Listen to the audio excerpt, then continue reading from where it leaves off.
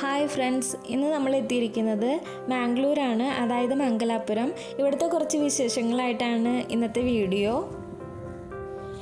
ഇപ്പം നമ്മൾ വന്നിരിക്കുന്നത് മാംഗ്ലൂരിൽ നിന്നും 15 കിലോമീറ്റർ അകലെയുള്ള ആഡിയാർ വാട്ടർഫോൾസിലേക്കാണ്. അതിൻ്റെ ഒരു വ്യൂ പോയിൻ്റാണിത്. ഈ കാണുന്നത് നേത്രാവതി നദിയാണ്. 103 കിലോമീറ്ററാണ് ഇത് ഒഴുകുന്നത്. ഇത് കർണാടക സ്റ്റേറ്റിലാണ് സ്ഥിതി ചെയ്യുന്നത്.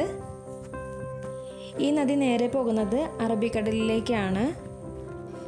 ഇപ്പോൾ ഈ ചൂടുള്ള സമയം തന്നെ വാട്ടർഫോൾസ് ഒന്നും ഉണ്ടാവില്ല. അപ്പോൾ വാട്ടർഫോൾസ് ഒന്നും നമുക്ക് കാണാനായിട്ട് പറ്റില്ല. ജസ്റ്റ് നമുക്കൊരു വ്യൂ പോയിൻ്റ് കയറി അതൊക്കെ കണ്ടിട്ട് ഒന്ന് എക്സ്പ്ലോർ ചെയ്തിട്ട് പോവാം. ഗൂഗിളിൽ കറക്റ്റായിട്ട് ഡെസ്റ്റിനേഷൻ കിട്ടാറില്ല, അപ്പോൾ അത് ശ്രദ്ധിച്ചിട്ട് വേണം ഇവിടെ പോവാൻ. നെക്സ്റ്റ് നമ്മൾ പോകുന്നത് പനമ്പൂർ ബീച്ചിലേക്കാണ്. ഒരടിപൊളി ബീച്ച് തന്നെയായിരുന്നു പനമ്പൂർ ബീച്ച്. ഒരുപാട് ആക്ടിവിറ്റീസുകൾ അവിടെ ഉണ്ടായിരുന്നു. ഈ ബീച്ചിലുണ്ടായിരുന്ന ചില ആക്ടിവിറ്റീസുകൾ എന്തൊക്കെയാണെന്ന് പറഞ്ഞുതരാം. Jet skiing, surfing, banana boat rides, parasailing, speed boating, പിന്നെ horse ride, camel ride, water bike, ഇതൊക്കെ അവിടെ ഉണ്ടായിരുന്നു.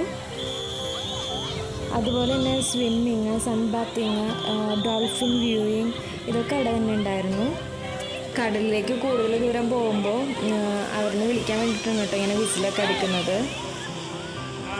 ഒത്തിരി ആക്ടിവിറ്റീസുകൾ ഉള്ളതുകൊണ്ട് തന്നെ അവിടെ ഒരുപാട് സ്റ്റാഫുകളും ഉണ്ടായിരുന്നു കേട്ടോ. അവർ നമുക്ക് ഒത്തിരി കാര്യങ്ങൾ പറഞ്ഞു തന്നിട്ടാണ് നമ്മുടെ ഓരോ ആക്ടിവിറ്റീസിലേക്കും കയറ്റി വിടുന്നത്. ഇവിടെ ബീച്ച് ആക്ടിവിറ്റീസുകൾ മാത്രമല്ല കേട്ടോ ഉള്ളത്, ചെറിയ കടകളൊക്കെ ഇവിടെ ഉണ്ട്. മെയിനായിട്ട് ബീച്ച് വെയേഴ്സൊക്കെയാണ് ഇവിടെ കൂടുതലായിട്ട് കണ്ടത്. പിന്നെ ഇവിടെ ബീച്ചിലൊക്കെ ഇറങ്ങിയിട്ട് നമുക്ക് ഡ്രസ്സ് ചേഞ്ച് ചെയ്യാനുള്ള സ്ഥലമൊക്കെ ഇവിടെ ഉണ്ട്. പിന്നെ ബാത്റൂമുകളൊക്കെ ഉണ്ട്. അതുപോലെ തന്നെ ഒത്തിരി ഫുഡ് ഐറ്റംസുകൾ ഇവിടെ കിട്ടും.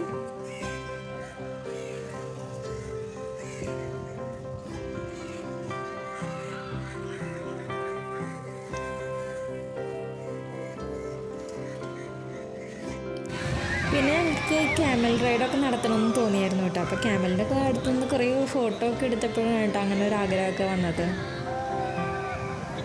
ആദ്യം കുറച്ച് പേടിയൊക്കെ ഉണ്ടായിരുന്നുവെങ്കിലും ഞങ്ങളൊന്ന് ക്യാമൽ റൈഡൊക്കെ ഒന്ന് ചെയ്തു.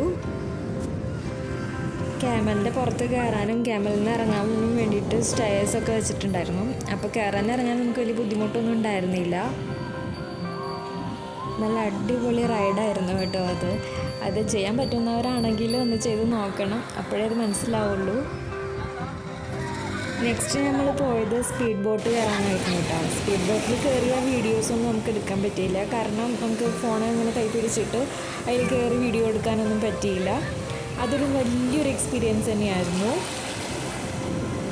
മാംഗ്ലൂർ വരുമ്പോൾ പനമ്പൂർ ബീച്ച് ആരും മിസ് ചെയ്യരുത് കേട്ടോ. അത്രയധികം ആക്ടിവിറ്റീസുകളും അത്രയധികം എൻജോയ് ചെയ്യാനുള്ള സ്ഥലം അവിടെ ഉണ്ട്.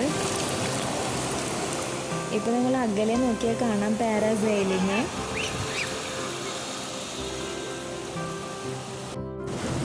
അപ്പോൾ പുതിയ സ്ഥലവുമായിട്ട് പുതിയ മാംഗ്ലൂർ വിശേഷങ്ങളുമായിട്ട് നമുക്ക് അടുത്ത വീഡിയോയിൽ കാണാം. Thank you.